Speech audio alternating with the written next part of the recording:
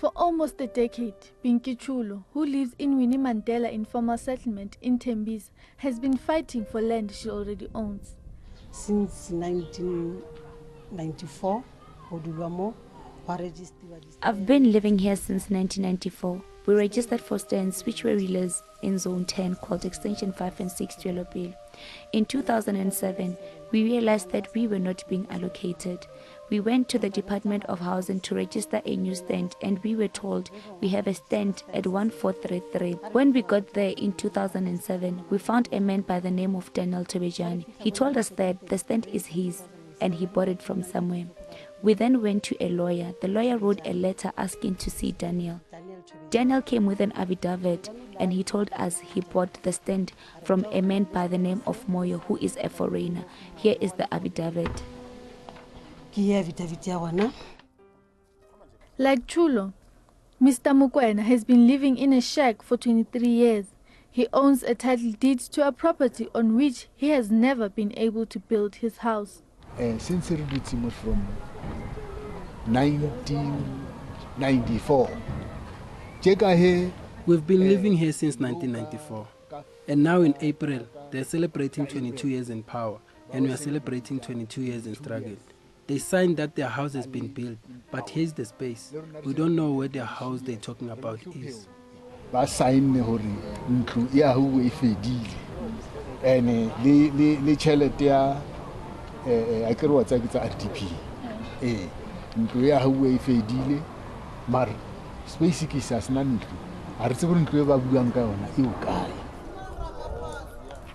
Even though this piece of paper shows that Mr. Mkondo and Mechulo are the rightful owners of a house in Zone 10, the shack behind me is where they currently reside.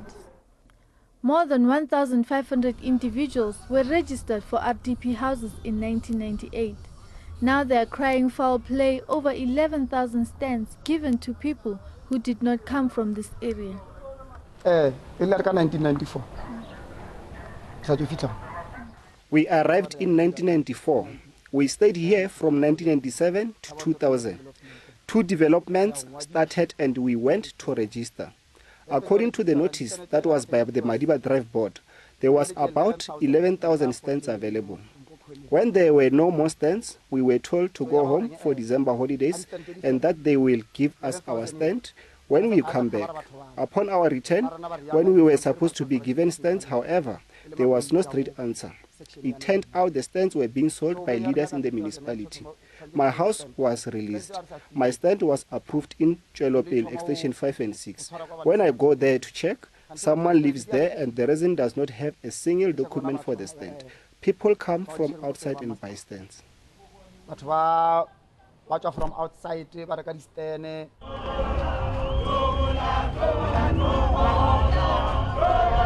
Community members are angry because this problem has continued for nearly 2 decades.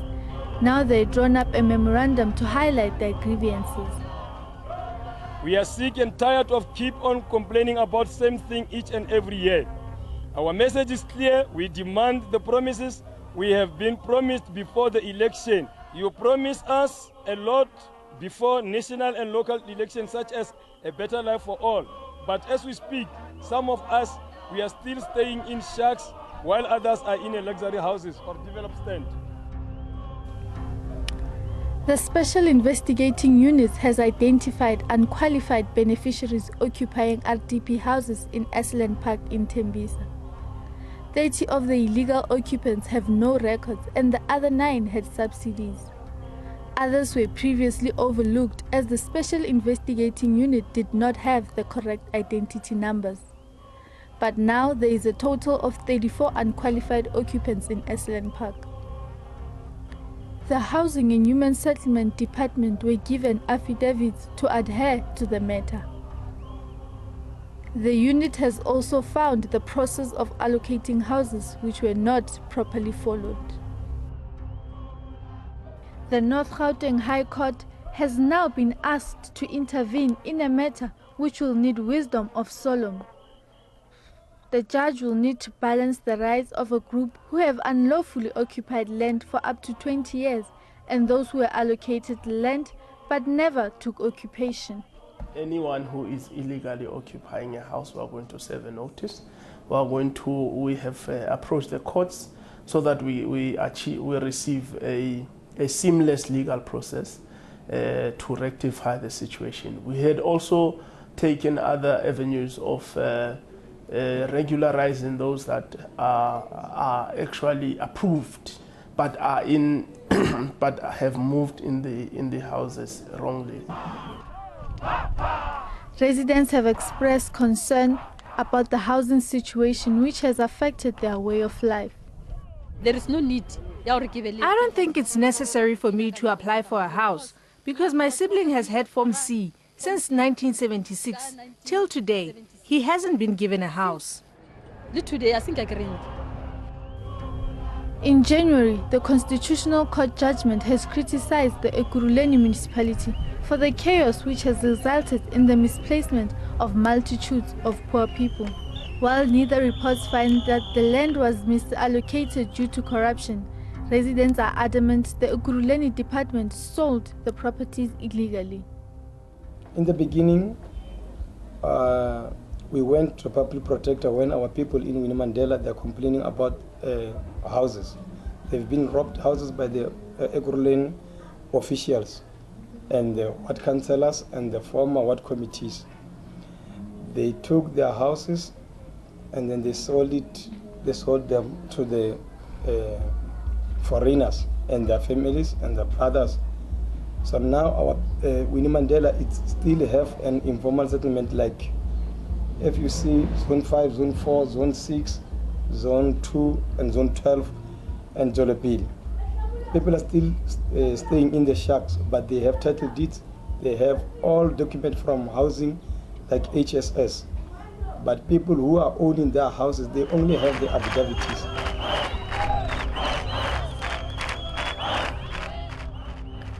Despite two reports, a Constitutional Court judgment and the testimonies of many unhappy would-be beneficiaries, the MMC of Housing and Human Settlement says they are committed to fighting against corruption.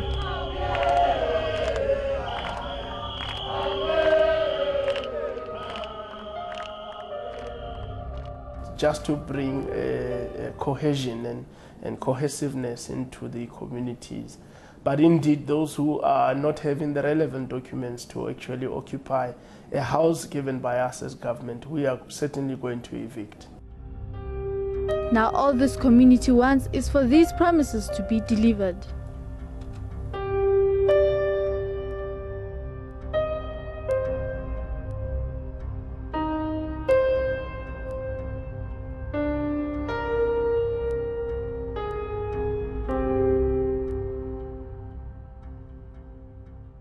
Many of these community members reside in shacks despite holding title deeds to houses which were built for them. Now, over 39 cases have been reported of illegal occupants staying in RDP houses. The Department of Housing and Human Settlement is promising to resolve the issue, but the question still lingers as to how long it will take and how adequate the solution will be. Well, joining me in studio to discuss this further is Jimmy Kwanaite, the land activist. We also have Samuel Marukane, is a victim, and Bongani Molefe is the head of the Department for Human Settlements in the city of Ekurhuleni. A very good welcome to you to the show.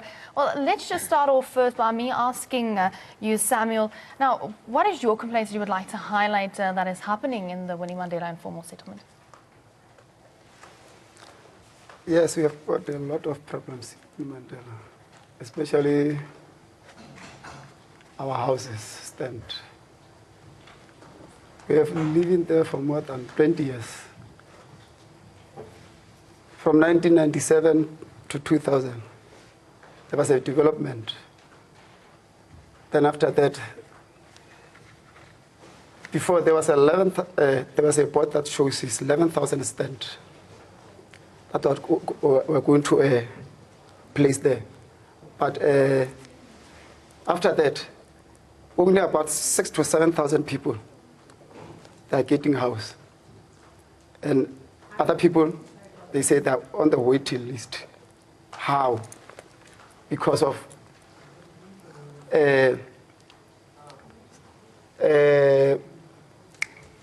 the ward councillors. There are those people who give people the stand, but they leave other people outside. If we ask me why we don't get our stand, they say you are not, you are still on the waiting list. But someone from outside the country, they get a house. Why? For an example, for me, I've got this. We started one day. We just got in Pretoria somewhere there. Then we got this HSS that shows you are already got a house. But I don't know where is that house. After finding this one, I've got that number. I've got someone living there, but they don't have anything that shows you own that place. So that's why we are so very, we don't understand what's happening. Let me go to you, Mr. Jimmy. You are a land activist, so what from your side have you heard from the people living in this informal settlement as to their complaints? We have heard Mr. Samuel's complaints, and what have you heard from the people? Yeah, what he was trying to say is that, you know, Winnie Mandela, it was an informal settlement. And then when they started to develop the area, they took a list of them. We're supposed to allocate 11,500 people. So later, after the development, the ward councillors and the ward committees and some officials in Ekurhuleni human settlement, they took advantage of our people. They don't know what is happening. So then they started to rob them, their houses, their subsidies. It was a stand by then, a stand and a toilet. So that they put their own, their friends and their families onto the stand. Sometimes they were using money. People were buying stand from those officials, but they don't have any proof. All people who are living in informal settlement have been registered, even housing, their names are there, because they know that they've been approved, but they're still living in shacks because of these corrupt officials. So we went in and out from the office of Public Protector. We went to the office of MEC, Mr. Mamabolo, the former MEC, Jacob Mamabolo. And then for Mamabolo, it was like something will come out, but later they changed him from the office. Then Mr. Mashatile, who is untouchable, you cannot talk to him. So what happened is we have more than 1,500 people who are still living in shacks, but they are approved. And they are, meaning there are more than 1,500 people or 2,000 people who are occupying those stands illegally. And then Ekurhuleni, all officials knows that. The former mayor and the previous mayor, all of them knows that. The former MEC, Ntombi Mihwe, knows about that. Paul Mashatile knows about this. So all of them, they know the story, but they don't take action. I was listening to MMC, Lisiva Mjan now saying they will take legal action. But since when, until today, what do they have in their hands now to show or to prove that they are taking an action? So there is nothing that they are doing to help those people. What they do, instead of developing the area, they put a chemical toilet, meaning they don't care about their lives. I'm going to give Mr. Bongani Molefe a moment to respond to this. What is your response to the complaints, and what has the department actually done to address these complaints by the residents? No, thank you. I think maybe the first thing I need to say is that it is quite regrettable that our people, since 1994, they continue to raise some of these issues. And I think more than that, I think what is required is that, as the speaker indicated, that the matter has been raised for quite some time. I think what we need to do is that we need to move beyond the problem and begin to say what solutions do we put on the table. But before doing so, before I outline what is the municipality's plan, I want to give a historical context to the issue, because Mr. Kwenaite cited some figures which are not necessarily correct. What happened is that the Winnie Mandela informal settlement was an informal settlement that was informally occupied around 1996, and the erstwhile Kyalami Metropolitan Municipality began a process to say, how do we begin to develop the area? And part of what happened is that on record, 11,000 shacks, not necessarily stands, but it was shacks that were found to be in the area. And the question was then, how do we then develop this area, which got 11,500 people? And as you know, that we don't necessarily build houses, but we want to build sustainable livelihoods, neighborhoods. Part of that is that the neighborhood that we wanted to do, it must have social and economic amenities. It must have access, roads, and so forth.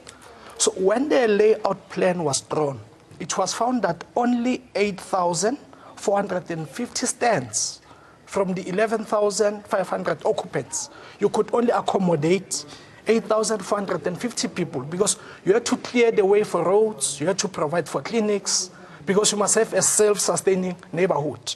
So, which in a sense displaced about 3,005 people. But we took a posture that at that time that you don't want to displace people. How do you accommodate people who will not necessarily have a stand? So what emerged was one of the arrangement called Twin One Stand, and other people had to sit informally in other areas that were not designated as stands. Let me just quickly interrupt there, Mr. Bongani. We do have a caller on the line. It's Mr. Morris from KZN. What is your input or your question on the story? I'd just like to find out, like he says over there, there's 11,500 people.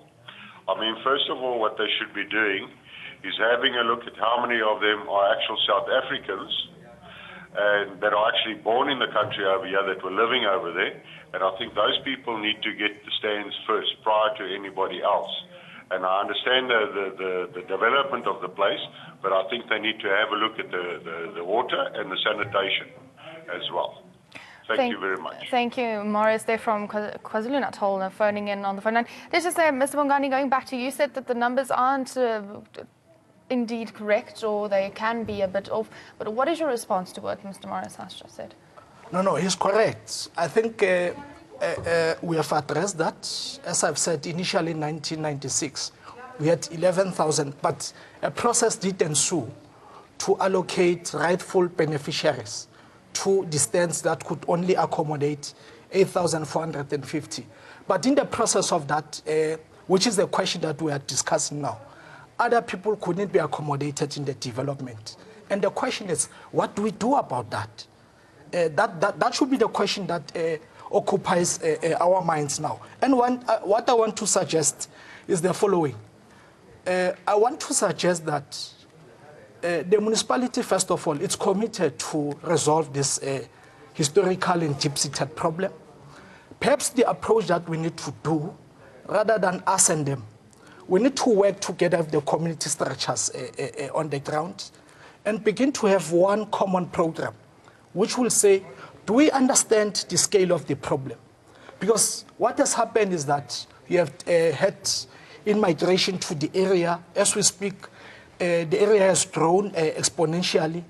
And on top of that, you had people who have been renting from the legal tenants. As that is, Mr. Samuel, that is his complaint, is saying that other immigrants they have houses, but yet the people that have been living there for years do not have their houses. So who is responsible for this mistake that was made, and how can you address it so that these people actually get their rightful houses that they are owned? He has a document saying that he has a house. No. I'm saying of the people, the 8,450 people who were allocated, we speak of people who have gone through a due process. And I'm saying here that if it is found that any person who is a foreigner is occupying one of these stands, we are prepared that we must entertain the matter, it must be investigated, and pursuant to the MMC of Human Settlement coming to the studio, there was progress because what we have done, we have begun to establish a specialized human settlements investigation task team, which is working together with the Ekurhuleni Metropolitan Police Department, EMPD. So I'm saying concretely, what we want to do is that if there's an allegation that in this particular stand, there's a foreigner, we'll want to investigate that matter and let the law take its course. Let me go back to you, Mr. Samuel. As a victim of what is happening there, what would you like to see happen in the future? How would you like to see them correct the mistake that has been made? I think they must go to the people in Tembisa. I'm not alone. There's a lot of people who don't have houses. They say they're on the waiting list. Why? They must be on their waiting list. Other person from outside the country got that subsidy. So the problem that we must do this from Ekurhuleni municipality, they might just come there and we're going to give us this HSS. Then we just go straight there. If that guy is not the owner of that house, they must just take him immediately because they see. They say there is no issue there. I'm the owner. You are not the owner, but you stay here. Who's putting you here? Well, we do have another caller on the line. It's Martin from Germiston. A very good afternoon to you, Martin. What is your views on the story or your inputs or your question?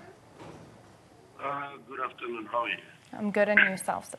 Good. My take on the show, this very touching issue, and it has taken too long to be addressed by the Ekurhuleni officials, or should I say government officials. The problem with these problems is that people have documentation that proves that they own the houses. I found it. I don't know why the government is hesitating or taking too long to resolve those issues. Because to my understanding, it is simple that government should intervene, give houses to those who are approved and have documents. The story is simple. Thank you. So much, Martin, there from Germiston. Unfortunately, we are starting to lose some time, so just some few comments from each individual. Samuel, let's start with you. You've said what you wanted to see happen. Or maybe first, let's go to Mr. Bongani. Where can the residents reach you, and what is your last comments on this issue? Oh, no, my understanding is that the community has organized itself, and which we need to appreciate that, because that gives us a space to say, let us engage with the organized community. Because I can say here, without any fear of contradiction, that the municipality's got a firm resolve to want to address this situation. But we must work with the community through the ward councillor, through the organized community structures that are on the ground. And we must then put a concrete plan, a timetable to say, what are the issues of contention? How do we begin to resolve them? Together with the community. And I think that we'll find each other in that regard. Mr. Jimmy, just your last comments. Are you happy as to what he has said here today? Not at all. You know, HOD just mentioned something that they are busy with the investigation. It's not from now. It's for so many years. Each and every new officials, new politicians, you can name them, mayor, MEC, they come with the sweet words to promise people something that is not going to come out. Let me tell you something. Now, they've in the office, they are sitting with a full report from Esiswe Nzaluba Gobot that proves that there are foreigners who occupy the stand of Samuel Ramarokani. There is also a foreigner who occupied the stand of Mrs. Madawa. They know that. They've got that proof. So what another investigation that they're doing? Because they've already done the investigation. Why don't they take an action? If they have they must check the recommendations from the service provider, the Sinzaluba, and then see whether they can accommodate these people or they can remove those. But the foreigners, we cannot say they must be, you have to remove them immediately. You must evict them. But what they're saying now is not right. I'm quite sure that these people, they keep on talking. So as community, we are not going to until they call us, because we just thank you so much. I'm sorry, I'm going to have to interrupt you there. We have run out of time, but thank you so much to my studio guests joining me in studio today. We have Mr. Jimmy Kwanate, a land activist, Samuel Marukane, who is a victim of what has happened there, and Mr. Bongani Molefe, the head of the Department of Human Settlements. Of course, there needs to be a lot more discussed around the situation, but thank you, gentlemen, for joining me in studio.